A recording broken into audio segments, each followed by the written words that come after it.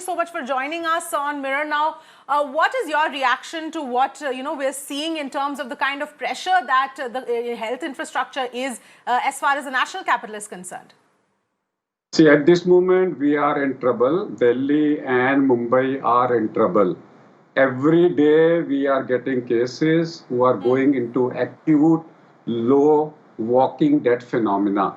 Their oxygen is becoming 50, 60. They have no time. They immediately, immediately they need oxygen. So even if you have ambulances which can keep them in oxygen, even if the bed is available after 2 hours, doesn't care. But there should be enough ambulances with the oxygen concentrator and oxygen availability. Otherwise, these people will die in a couple of hours. This is called as hypoxic, silent hypoxia. Silent hypoxia का मतलब है आपका oxygen 50, 60, 70 है। अभी right away 10 minute पहले मैंने आरोग्य ऐसी दिल्ली कोरोना से एक पेशेंट जीटीबी हॉस्पिटल के बाहर 2 घंटे से खड़ा था, उसे ऑक्सीजन लेवल 60 था।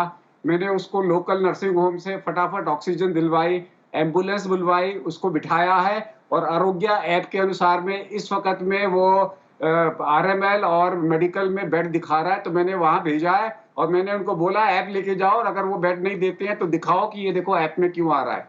तो let me see in the next 15 minutes actual में ये काम कर रहा है कि नहीं कर रहा, क्योंकि इस वक्त में जो कैटास्ट्रॉफी है, हमारे यहाँ पे जो लोग आ रहे हैं वो लो ऑक्सीजन से आ रहे हैं। At least I have seen 3 deaths in the last 2 days, क्योंकि उनको बेड समय पे नहीं मिला, वो मर गए। अगर ये ऐप एक्चुअल में काम कर रहा है, it will be A game changer. But let's make sure कि ऐप काम करे और इन जो पेशेंट वहां पहुंचे इमीडिएटली उसको बेड मिले। इसमें डिले नहीं होना चाहिए, मिनट टू मिनट अगर ये काम कर रहा है तभी इसकी वैल्यू है। अगर आप दिन में 2 बार अपडेट करोगे इसकी कोई वैल्यू नहीं है। बिल्कुल डॉक्टर अग्रवाल, लेकिन प्रॉब्लम ये है कि बेड्स है ही नहीं और there is a clear shortage of beds and that is the problem specially in the cities like Mumbai and Delhi at this point in time.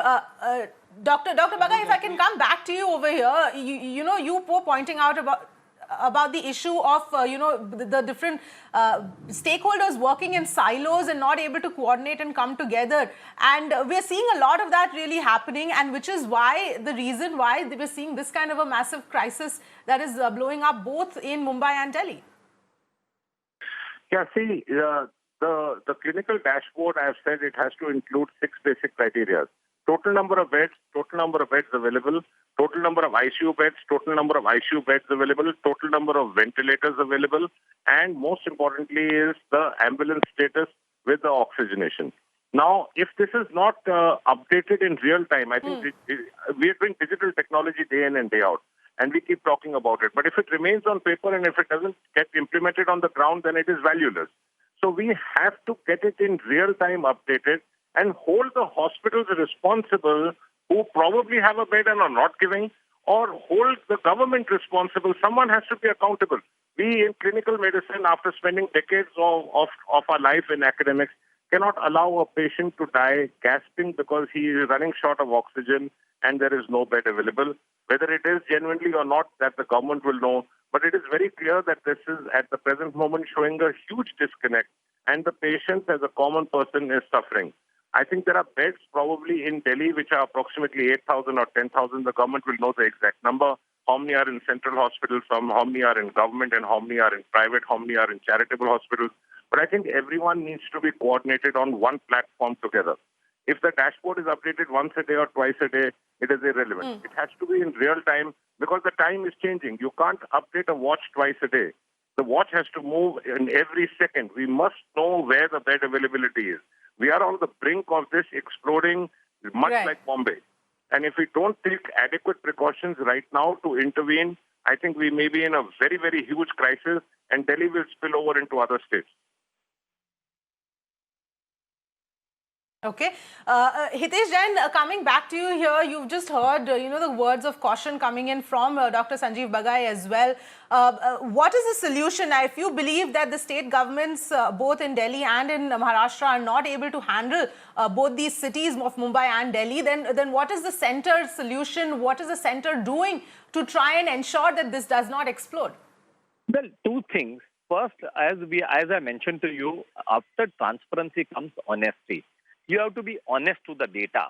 As a lawyer, I can tell you I've come across two matters where the family was informed almost after a week that one of the member has died because of corona, and his body was also disposed of by the police authorities. These are the cases I'm talking about in Bombay.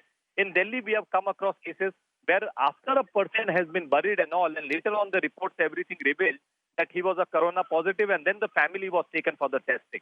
So the point that I'm trying to make, if there are cases, there are cases. Do not hide the cases. If there are asymptomatic patients, there will be asymptomatic patients, and they will require to give the treatment. The reason is very simple, as we understand from whatever the doctors have been speaking, that it spreads fast and it can lead to a community transmission. The examples that are coming before us clearly show a danger of a community transmission. I mean, if it is not controlled properly, we still are at the stage where there is no community transmission. There are no evidence of community transmission, but still we cannot have the cases where people are gasping for breath and dying for the lack of oxygen outside the hospital. So the government has to upgrade the infrastructure. They must have an honest communication with the central government. They should say that these are the number of the patients, this is the facility, and then they should ask for the assistance, whatever the assistance they want. But if you are going to say all is well, please allow us to open the city, there is absolutely no problem, we have number of beds, then what is the assistance? What is the assistance you are going to seek? Either you say there is a crisis and we need your help, or you say that there is no crisis and we do not need your help. This is the call that has to be taken by the state government, and they have to be honest in what they want to, the position they want to take. Okay. All right. Let me also bring in Dr. K.K. Agarwal here. Dr. Agarwal, you wanted to come in and also just want your comment, because Dr. Bagai does not agree with Hitesh Jain in that we are still away from community transmission. He believes that we've started community transmission 1 month ago. What is your view? So why are we discussing something which is evident from months together? We are in stage 4. Stage 3 is gone. Community transmission is gone. Now we are in a stage where we are getting patients every minute. We are discussing it, Dr. Agarwal, because the center is still saying we are away from community transmission. That's the reason we are discussing this, and it's important because if there is no acceptance of the problem, then how are you going to find solutions? Community transmission has occurred months back. You can't have more than 1.5 lakh without a community transmission. I mean, this is like every media is talking about, we are waiting for community transmission. Community transmission means when you have spurts of cases all over. If this is not community transmission, then what is community transmission? And number 2, what we need is only oxygen concentrator and a SpO2 monitor. Every hospital, every bed can be converted into a COVID bed by placing one simple oxygen concentrator and oxygen. At least you will buy time till ventilator is available. Let there be enough oxygen concentrators in emergency. You can put in emergency everywhere, you can put oxygen concentrator. Oxygen is the basic. Ventilator is required only by a few cases. If you don't have a ventilator, okay, but you can't say I don't have a oxygen. If you don't have a bed, is okay. You can make the person sit in a wheelchair and put him on oxygen. Save the life. That is much more important. Community transmission, I am on record, Dr. Bagai is on record. If this is not community transmission, then what is the definition of community transmission? All right, Mr. Jain, if you wanted to respond to that, because you have 2 doctors here who are very clearly coming out and saying that there's no need to even discuss this issue. And the reason I keep bringing it up again is because of the fact that every press briefing, we hear that we are not yet in community transmission. There is no evidence of community transmission. That is constantly being told to us. And if that is in fact not the case, then if the center is not accepting it, then how is the solutions for this particular phase of transmission going to be found? We are discussing about the fact that are there adequate facilities and people are getting treatment, and are beds in surplus or patients in surplus. The claim of the state government is they have surplus beds and fewer patients. And these are the claims of the government. At the end of the day, we have to also go by the data. They are claiming that the facilities are beyond the capacity of the patients that have been coming.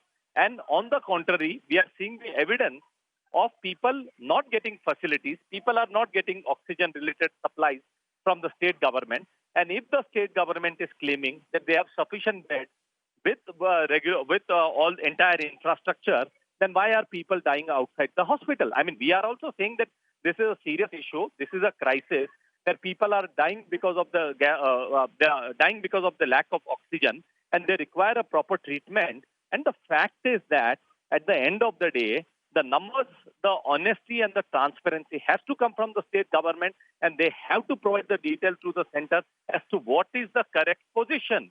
What is the position of testing? What is the number of testing they have done? What is the number of patients that have been found? What are the symptomatic and asymptomatic cases? This is who will give this data to the center. At the end of the day, the central government is not on the ground conducting the test. It is the state government who are conducting the test, and the data lies with them. So they have to come honestly with the data and tell the situation. If it is a community transmission also, has anybody prevented any state government to claim? Is it a case that Delhi and Maharashtra are claiming that there is a community transmission? We want help from center and center is not intervening. On the contrary, Delhi and Maharashtra are claiming that in fact the cases are not doubling. There are hardly any cases happening. We have a fewer number of cases. We have more beds. So what do you expect from the central government when the state governments are claiming, particularly Delhi and Maharashtra, that all is well in our state? All right, I'm afraid we're completely out of time. Hitesh Jain, Dr. Agarwal and Dr. Bagai, thank you so much for joining us in this conversation. The fact here is that there is clearly an issue, especially with some of the metros in our country today, of a lot of cases and the cases spiking, and a lack of enough beds and pressure on the health infrastructure. Clearly, there needs to be a lot that needs to be done to ensure that all of this is sorted, so that at the end of the day, the patients who need the help are actually the ones who, in fact, are able to access it.